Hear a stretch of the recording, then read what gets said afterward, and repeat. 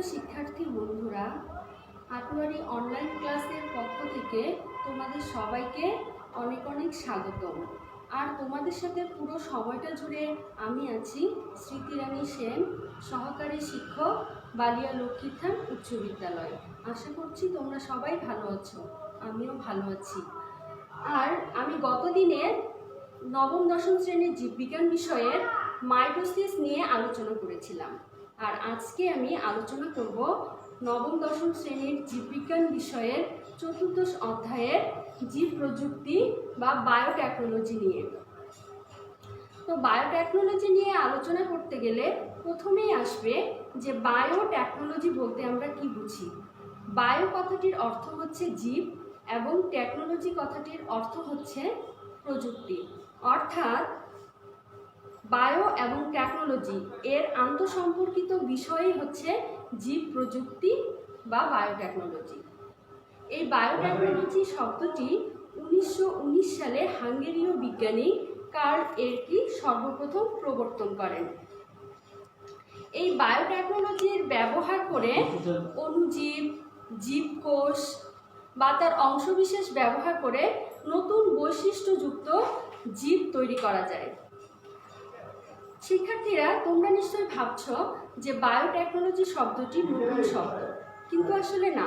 Biotechnology শব্দটি মানব সভ্যতার সূচনা লগ্ন থেকেই ব্যবহার হয়ে আসছে। আমি আশা করছি তোমরা গাজন এবং চেলাইকরণ প্রযুক্তি সম্পর্কে নিশ্চয়ই জানো। তা আবিষ্কার হয়েছে প্রায় 8000 বছর পূর্বে। অর্থাৎ 8000 বছর পূর্বে এই প্রযুক্তিটির ব্যবহার হয়েছিল। তারপরে তোমরা নিশ্চয়ই গ্রেগর জোহান ম্যান্ডেলের নাম শুনেছ। গ্রেগর জোহান ম্যান্ডেল হচ্ছেন জিন তত্ত্বের সূত্রগুলোকে আবিষ্কার করেছেন এবং জিন তত্ত্বের জনক। তিনি এই সূত্রগুলো আবিষ্কার করেন 1953 সালে এবং এই সূত্রের হাত ধরেই বায়োটেকনোলজির অগ্রগতি শুরু হয়। আবার তোমরা ডিএনএ ডাবল হেলিক্স মডেল সম্পর্কে নিশ্চয়ই জানো, যা তোমাদের পূর্ববর্তী অধ্যায়ে বর্ণিত হয়েছে, যেটা 1953 সালে ওয়াটসন এবং ক্রিক আবিষ্কার করেন। এই বায়োটেকনোলজির মাধ্যমে ডিএনএ ডাবল হেলিক্স আবিষ্কারের মধ্য দিয়েই আধুনিক বায়োটেকনোলজির যাত্রা শুরু হয়েছে। বায়োটেকনোলজির অনেক শাখা রয়েছে বা অনেক সম্পর্কিত বিষয় রয়েছে, যেমন টিস্যু কালচার এবং জেনেটিক ইঞ্জিনিয়ারিং। এই দুটি কৃষিক্ষেত্রে এবং অন্যান্য ক্ষেত্রে ব্যাপকভাবে ব্যবহৃত হচ্ছে। তাই বন্ধুরা, আমরা এখানে টিস্যু কালচার এবং জেনেটিক ইঞ্জিনিয়ারিং নিয়ে আলোচনা করব। শুরুতেই আসি টিস্যু কালচারে। টিস্যু কালচার সম্পর্কে আলোচনা করতে গেলে বন্ধুরা আমাদের প্রথমেই জানতে হবে যে টিস্যু কি। তোমরা এর আগেই পড়েছ যে টিস্যু হচ্ছে একগুচ্ছ কোষ যদি একই স্থান থেকে উৎপত্তি লাভ করে একই কাজ সম্পন্ন করে তবে তাকে টিস্যু বলে। আমি আবারও বলছি, একগুচ্ছ কোষ একই স্থান থেকে উৎপত্তি লাভ করে যদি একই কাজ সম্পাদন করে তবে তাকে টিস্যু বলা হয়। এবং এই একটি টিস্যুকে নিয়ে জীবাণুমুক্ত পুষ্টিযুক্ত আবাদ মাধ্যমে আবাদ করার পদ্ধতিকে টিস্যু কালচার বলা হয়। তোমরা নিশ্চয়ই ভাবছো যে টিস্যু কালচার কেন করা হয়। উদ্ভিদের টটিটেন্ট স্টেম কোষ থাকার কারণে যে কোনো অংশ থেকেই হুবহু একটি উদ্ভিদ তৈরি করা যায়। এটাই হচ্ছে টিস্যু কালচারের মূলনীতি। এটি উদ্ভিদ বিজ্ঞানের একটি নতুন শাখা। এখন আমি বলবো তোমাদের যে আমরা কোন অংশগুলো টিস্যু কালচারের জন্য ব্যবহার করব। যেমন উদ্ভিদের মূলাংশ, পরাগরেণু, পর্ব, শীর্ষ, এগুলোকে আমরা টিস্যু কালচারের জন্য ব্যবহার করতে পারি। টিস্যু কালচারের জন্য যে অংশটাকে আমরা ব্যবহার করব সেই অংশটাকে এক্সপ্লান্ট বলা হয়। কি বলা হয়? এক্সপ্লান্ট বলা হয়। তো শিক্ষার্থীরা, এবার আমরা টিস্যু কালচার সম্পর্কে জানার পরে টিস্যু কালচার তৈরির যে ধাপগুলো রয়েছে সেই ধাপগুলোতে আসবো। তো টিস্যু কালচারের প্রথম ধাপেই হচ্ছে মাতৃ উদ্ভিদ নির্বাচন। টিস্যু কালচার করার জন্য আমাদের প্রথমে যেই উদ্ভিদ থেকে আমরা নমুনা বা এক্সপ্লান্টটাকে সংগ্রহ করব সেই উদ্ভিদটাকে আমাদেরকে নির্বাচন করতে হবে। তো নির্বাচন করার জন্য এই মাতৃ উদ্ভিদের অবশ্যই কতগুলো বৈশিষ্ট্যের প্রয়োজন রয়েছে। যেমন মাতৃ উদ্ভিদটিকে অবশ্যই সুস্থ, সবল, রোগমুক্ত, জীবাণুমুক্ত হতে হবে। এবার আসবো আমরা আবাদ মাধ্যম তৈরি। আমরা কিভাবে আবাদ মাধ্যমটাকে তৈরি করব সেই সম্পর্কে আমি বলছি। যে প্রথমেই উদ্ভিদের বর্ধনের জন্য আবাদ মাধ্যমে কিছু খনিজ পুষ্টি, ভিটামিন, ফাইটোহরমোন, খনিজ লবণ এবং এগার যুক্ত করে মাধ্যম তৈরি করতে হবে। তোমরা নিশ্চয়ই ভাবছো যে এগার আসলে কি? এগার হচ্ছে মাধ্যমটাকে শক্ত করার জন্য একটা উপাদান, অর্থাৎ শক্ত মাধ্যম তৈরি করার জন্য জমাট বাঁধার একটি উপাদান। এবার আমরা 3 নম্বর পয়েন্টে আসবো, জীবাণুমুক্ত আবাদ প্রতিষ্ঠা।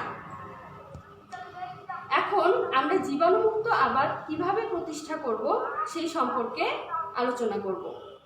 প্রথমেই আমাদেরকে একটি কাচের পাত্র নিতে হবে, যার মাধ্যমে আবাদ মাধ্যমটাকে স্থাপন করতে হবে। এরপর আবাদ মাধ্যমটিকে তুলা অথবা প্লাস্টিকের ঢাকনা দ্বারা ভালোভাবে ঢেকে রাখতে হবে।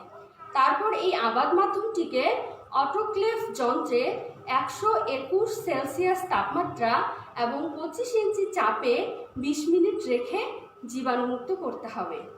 এরপর এই জীবাণুমুক্ত মাধ্যমটিকে পুনরায় ঢাকনা দ্বারা আবৃত করে আলো এবং তাপমাত্রা সমৃদ্ধ কক্ষের মধ্যে রেখে দিতে হবে। তারপরে কিছুদিন পরে লক্ষ্য করা যাবে সেই আবাদ মাধ্যমের মধ্যে এক্সপ্ল্যান্ট থেকে একটি ক্যালাস তৈরি হয়েছে এবং সেই ক্যালাস থেকে কয়েকদিন পরে আবার অণুচারা তৈরি হয়ে যাবে।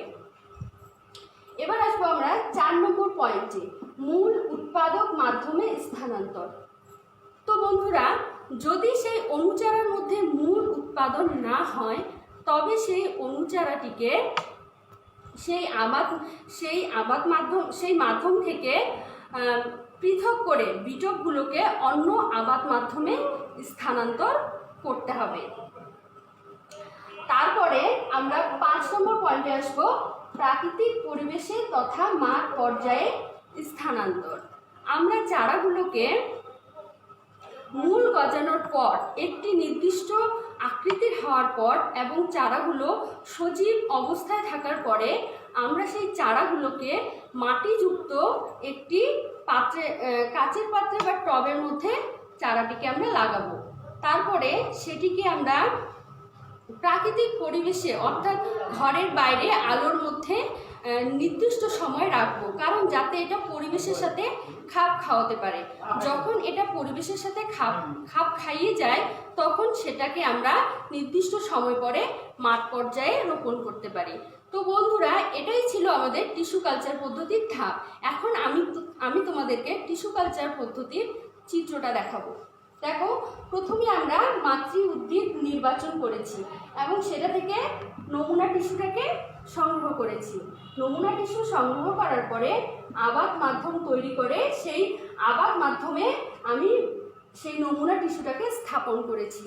তারপরে নমুনা টিস্যু থেকে ক্যালাস তৈরি হয়েছে। সেই ক্যালাস থেকে আমরা আলাদা মাধ্যমের মধ্যে বপন করেছি এবং সেই মাধ্যম থেকে অণুচারা তৈরি হয়েছে। সেই অণুচারা থেকে আমরা মূল উৎপাদক মাধ্যমে স্থানান্তর করেছিলাম। দেখো, এখানে এই চারার মধ্যে মূল গজিয়েছে এবং সেই মূলযুক্ত চারাটিকে আমরা খাপ খাওয়ানোর জন্য একটি মাটিযুক্ত পাত্রের মধ্যে বপন করেছিলাম এবং তারপরে আমরা সেটাকে প্রাকৃতিক পরিবেশে বপন করতে পারব। তো এবার আমি আসছি টিস্যু কালচারের ব্যবহারে, যে টিস্যু কালচারকে আমরা কেন ব্যবহার করব বা কিভাবে ব্যবহার করা যায়। টিস্যু কালচার হচ্ছে এমন একটা পদ্ধতি যার মাধ্যমে উদ্ভিদের প্রজননটা অব্যাহত থাকে এবং গুণগত মান বজায় থাকে। উন্নত গুণযুক্ত উদ্ভিদের সৃষ্টি হয়। একই সময়ে একই বৈশিষ্ট্যযুক্ত একাধিক চারা তৈরি করা যায়। যদি একই সঙ্গে একাধিক চারা তৈরি করা যায়, তাহলে কি হয়, আমাদের মজুদের জন্য চারাটাকে সংরক্ষণ করার কোনো প্রয়োজন থাকে না। তো আবারও দেখো যে বিলুপ্ত উদ্ভিদ সংরক্ষণ করার জন্য আমরা কিন্তু এই পদ্ধতিটা ব্যবহার করতে পারি। আবার ভাইরাস মুক্ত এবং রোগবিহীন উদ্ভিদ উৎপাদন করার জন্য আমরা এই পদ্ধতিটাকে ব্যবহার করতে পারি। কয়েকটা উদাহরণ দেব আমি। যেমন সিম্বিডিয়াম নামক অর্কিড থেকে বছরে 40,000 চারা উৎপাদন করা যায়। আবার ডালিয়া এবং অন্যান্য উদ্ভিদ থেকেও বছরে প্রচুর পরিমাণে চারা উৎপাদন করা যায়। চন্দ্রমল্লিকার একটু অঙ্গজ টুকরা থেকে বছরে প্রায় 44 কোটি চারা উৎপাদন করা যায়। আবার লক্ষ্য করো তোমরা, জুঁইয়ের সাসপেনশনের মাধ্যমে সুগন্ধি আতর প্রস্তুত করা যায় শুধুমাত্র টিস্যু কালচারের মাধ্যমে। আরেকটা তথ্য হয়তো বা তোমরা জেনে থাকবে যে উড়োজাহাজ বা রকেট চালানোর সময় তিমির তেল ব্যবহার করা হতো, যেটা এখন ভেরি রেয়ার, সহজে পাওয়া যায় না। তো জোজোবা নামক উদ্ভিদ থেকে প্রাপ্ত তেল এই তেলের বিকল্প হিসেবে ব্যবহার করা হয়। আর তোমরা নিশ্চয়ই জানো যে এই জোজোবা নামক উদ্ভিদটি শুধুমাত্র মরু অঞ্চলে জন্মায়, যা আমাদের দেশে পাওয়া যেত না। একমাত্র টিস্যু কালচার পদ্ধতির মাধ্যমেই আমরা সেই উদ্ভিদটিকে সারা বিশ্বে রোপণ করতে পারি বা পালন করতে পারি। এছাড়াও বিভিন্ন ধরনের ফুল, ফল, শাকসবজি উৎপাদনকারী উদ্ভিদ, তারপরে বাদাম, ডাল জাতীয় শস্য প্রভৃতি বিভিন্ন ক্ষেত্রে আমরা টিস্যু কালচার পদ্ধতিটিকে ব্যবহার করতে পারি। তো বন্ধুরা, এই ছিল আমার টিস্যু কালচার সম্পর্কিত আলোচনা। এখন আমি জেনেটিক ইঞ্জিনিয়ারিং সম্পর্কে আলোচনা করব। যেহেতু আমার বোর্ডে জায়গা ছিল না, তাই আমি এক ধাপে টিস্যু কালচার দেখিয়েছিলাম। এখন আমি জেনেটিক ইঞ্জিনিয়ারিংটা তোমাদেরকে দেখাবো। তো আমাদের প্রথমে জানতে হবে যে জেনেটিক ইঞ্জিনিয়ারিং আসলে কি। একটি ডিএনএ এর নির্দিষ্ট দুটি খণ্ডকে পৃথক করে অন্য একটি ডিএনএতে প্রতিস্থাপন করার মাধ্যমে একটি নতুন ডিএনএ তৈরি হয়। সেই ডিএনএটাকে রিকম্বিনেন্ট ডিএনএ বলা হয়। এবং এই যে কৌশলটা, এটাকে রিকম্বিনেন্ট ডিএনএ কৌশল বলা হয়। এবং এই তৈরি করার এই প্রক্রিয়াটাকে বলা হয় জেনেটিক ইঞ্জিনিয়ারিং। এবং জেনেটিক ইঞ্জিনিয়ারিংয়ের মাধ্যমে যে জিনটাকে প্রতিস্থাপন করা হয়, এটাকে বলা হয় জিন ক্লোনিং। কি বলা হয়? জিন ক্লোনিং। তাহলে জেনেটিক ইঞ্জিনিয়ারিং কি? যে একটি ডিএনএ এর দুটি অংশ পৃথক করে অন্য একটি ডিএনএতে প্রবেশ করার পদ্ধতিটাই হচ্ছে জেনেটিক ইঞ্জিনিয়ারিং বা জিন প্রকৌশল। এবার দেখো যে জিন প্রকৌশল কোন কোন ক্ষেত্রে ঘটে। অণুজীব থেকে মানুষে, মানুষ থেকে প্রাণীতে, বিভিন্ন প্রাণী থেকে আবার উদ্ভিদে, উদ্ভিদ থেকে আবার প্রাণীতে এই জেনেটিক ইঞ্জিনিয়ারিংটা ঘটে থাকে। এই জেনেটিক ইঞ্জিনিয়ারিংয়ের ফলে যে নতুন ধরনের জীবটা তৈরি হয় তাকে জিএমও বলা হয়। জিএমও হচ্ছে জেনেটিক্যালি মডিফাইড অর্গানিজম, অথবা তাকে ট্রানজেনিকও বলা হয়। এবার আমি জেনেটিক ইঞ্জিনিয়ারিং তৈরির পদ্ধতিটাকে আমি তোমাদের সাথে আলোচনা করব, এর ধাপগুলো নিয়ে আলোচনা করব। তো জেনেটিক ইঞ্জিনিয়ারিং সম্পর্কে আলোচনা করার শুরুতেই আমি তোমাদের বলতে চাই যে তোমরা কি ইকোলি ব্যাকটেরিয়া সম্পর্কে জানো? এই ইকোলি ব্যাকটেরিয়া হচ্ছে মানুষের অন্ত্রে বসবাস করে এবং জিন প্রকৌশলের অধিক থেকে অধিকতর গবেষণা এই ইকোলি ব্যাকটেরিয়ার মাধ্যমেই সম্পূর্ণ হয়েছে এবং সাফল্য পেয়েছে। আজকে আমরা এই ইকোলি ব্যাকটেরিয়া নিয়েই জিন প্রকৌশলে আলোচনা করব। তো জিন প্রকৌশল তৈরির ধাপ সম্পর্কে আলোচনা করতে গেলে শুরুতেই দেখো ইকোলি ব্যাকটেরিয়া নিয়েছি এবং একটি প্রাণীকোষ নিয়েছি। প্রথম ধাপে আমরা কি করব, এই ইকোলি ব্যাকটেরিয়া এবং প্রাণীকোষ থেকে যে আমাদের নির্দিষ্ট ডিএনএ খণ্ডকটি সেই ডিএনএ খণ্ডকটিকে আমরা পৃথক করে নিব। বুঝতে পারছো? ডিএনএ খণ্ডকটিকে আমরা পৃথক করে নিব। তারপর 2 নম্বর অংশে আসবো যে পৃথককৃত ডিএনএ অংশটিকে আমরা এক ধরনের এনজাইমের সহায়তায় কেটে নিব। সেই এনজাইমটিকে বলা হয় রেস্ট্রিকশন এনজাইম। কি বললাম আমি?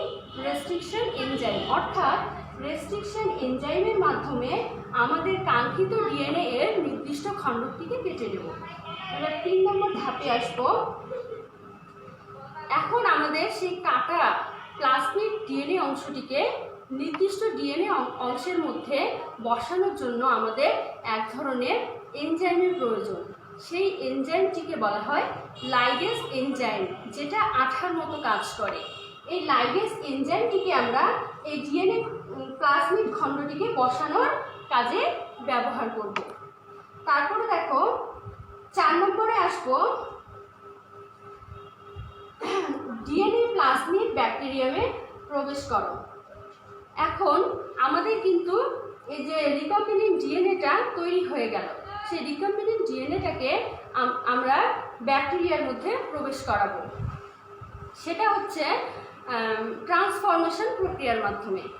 এবার আমাদের যে নির্দিষ্ট ব্যাকটেরিয়াটা তৈরি হয়ে গেল, সেই ব্যাকটেরিয়াটা আমরা ক্লোন করাবো, যার ফলে অনেক ব্যাকটেরিয়া তৈরি হবে। এই তৈরিকৃত নতুন বৈশিষ্ট্যযুক্ত ব্যাকটেরিয়াকে বলা হয়, ব্যাকটেরিয়ার যে ডিএনএটা রয়েছে সেগুলোকে বলা হয় রিকম্বিনেন্ট ডিএনএ। এটাই হচ্ছে আমাদের জেনেটিক ইঞ্জিনিয়ারিংয়ের রিকম্বিনেন্ট ডিএনএ তৈরির কৌশল। এখন আমরা রিকম্বিনেন্ট ডিএনএ এর ব্যবহার সম্পর্কে জানব। রিকম্বিনেন্ট ডিএনএ এর ব্যবহার সবথেকে বেশি হয় শস্যের ক্ষেত্রে। কিভাবে? অনেক উদ্ভিদ আছে যেগুলো জলাবদ্ধতা সহ্য করতে পারে না, লবণাক্ততা সহ্য করতে পারে না, খরা সহ্য করতে পারে না। আবার আমাদের আগাছা মুক্ত উদ্ভিদও প্রয়োজন, শস্য প্রয়োজন। তো সেই নির্দিষ্ট জিনটাকে যদি আমরা ডিএনএ খণ্ডকটাকে যদি সেই উদ্ভিদে আমরা স্থানান্তর করি, তবেই আমরা কিন্তু সেরকম জেনেটিক্যালি মডিফাইড একটা শস্য পেয়ে যাব। দেখো, এখানে উদাহরণের সাহায্যে আমি বলতে পারি যে আগাছামুক্ত একটি ডিএনএ খণ্ডককে যদি আমরা টমেটোর চারার মধ্যে স্থাপন করি, সেই টমেটোর চারাটি কিন্তু আগাছামুক্ত হয়ে যাবে। এবার দেখো, এবার আসবো আমরা প্রাণীর ক্ষেত্রে। প্রাণীর ক্ষেত্রে কেমনে ব্যবহার করি আমরা? যে দুধের প্রোটিনের অর্থাৎ আমিষের পরিমাণ বৃদ্ধি করার জন্য প্রোটিন সি জিনটাকে দুধের গাভীর মধ্যে প্রবেশ করানোর এই প্রক্রিয়াটা কিন্তু জেনেটিক ইঞ্জিনিয়ারিংয়ের মাধ্যমেই ঘটছে এবং যে গবেষণাটা এখনও চলছে। এছাড়াও বিভিন্ন গবাদি পশুর মাংস এবং চামড়ার পরিমাণ বৃদ্ধি করার জন্য কিন্তু জেনেটিক ইঞ্জিনিয়ারিং ব্যবহার করা হয়। এবার আসবো আমি মৎস্য উন্নয়নের ক্ষেত্রে। আমাদের দেশে মাগুর, তেলাপিয়া, লইট্টা, কমন কার্প সহ বিভিন্ন ধরনের কার্প রয়েছে। এগুলো কার্পের যে বর্ধিত হরমোনটা রয়েছে, সেই বর্ধিত হরমোনটাকে যদি আমরা বর্ধিত হরমোনের ডিএনএটাকে যদি আমরা পরিবর্তন করি জেনেটিক ইঞ্জিনিয়ারিংয়ের মাধ্যমে, তাহলে কিন্তু এর বর্ধনটা 60% হারে বেড়ে যাবে। সুতরাং আমরা লাভবান হব। এবার আসবো আমি চিকিৎসা ক্ষেত্রে। জেনেটিক ইঞ্জিনিয়ারিংয়ের চিকিৎসা ক্ষেত্রের ভূমিকা অনন্য সাধারণ। যেমন দেখো, ইস্ট নামক ছত্রাক থেকে হেপাটাইটিস বি এর ওষুধ প্রস্তুত করা হয়েছে, যেটা শুধুমাত্র জেনেটিক ইঞ্জিনিয়ারিংয়ের মাধ্যমে। আবার তোমরা বহুমূত্র রোগ সম্পর্কে জানো এবং সেই বহুমূত্র রোগের যে ওষুধ রয়েছে ইনসুলিন, সেটা সম্পর্কে এখন আমাদের সবারই জানা। এই ইনসুলিন তৈরি হয় কিন্তু ইকোলি ব্যাকটেরিয়া থেকে জেনেটিক ইঞ্জিনিয়ারিংয়ের মাধ্যমে। এছাড়া বিভিন্ন ক্যান্সার, এইডস, ভাইরাসযুক্ত রোগ প্রভৃতি চিকিৎসার ক্ষেত্রে জেনেটিক ইঞ্জিনিয়ারিংয়ের কোনো ঝুঁকি নেই। এবার আসবো আমরা পরিবেশ সংরক্ষণে। কিভাবে পরিবেশ সংরক্ষণে আমাদের জেনেটিক ইঞ্জিনিয়ারিং কাজ করছে। আমাদের দেশে অনেক কলকারখানা বা শিল্প কারখানা রয়েছে, যেগুলোর আবর্জনা, ময়লা তেল, হাইড্রোকার্বন আমাদের পরিবেশটাকে দূষিত করে ফেলছে। তো একটা মজার খবর হচ্ছে যে এক ধরনের ব্যাকটেরিয়া আবিষ্কার করা হয়েছে, যে ব্যাকটেরিয়াটার নাম হচ্ছে সিউডোমোনাস। কি বললাম আমি? সিউডোমোনাস। এই ব্যাকটেরিয়াটি আমাদের পরিবেশের মধ্যে ছড়িয়ে থাকা তেল এবং হাইড্রোকার্বন শোষণ করে, যার ফলে আমাদের পরিবেশ দূষণমুক্ত বা জীবাণুমুক্ত থাকে। তো বন্ধুরা, এই ছিল আমার জেনেটিক ইঞ্জিনিয়ারিং সম্পর্কিত আলোচনা। আমার মনে হয় যে এই জেনেটিক ইঞ্জিনিয়ারিং টিস্যু কালচার সম্পর্কিত বায়োটেকনোলজি চ্যাপ্টারটি তোমাদের কাছে অবশ্যই ক্লিয়ার হয়েছে। তো তোমাদের জন্য অনেক অনেক শুভকামনা এবং অনেক অনেক ভালোবাসা থাকলো। এই নিয়ে আজকের ক্লাস আমি এখানেই শেষ করছি।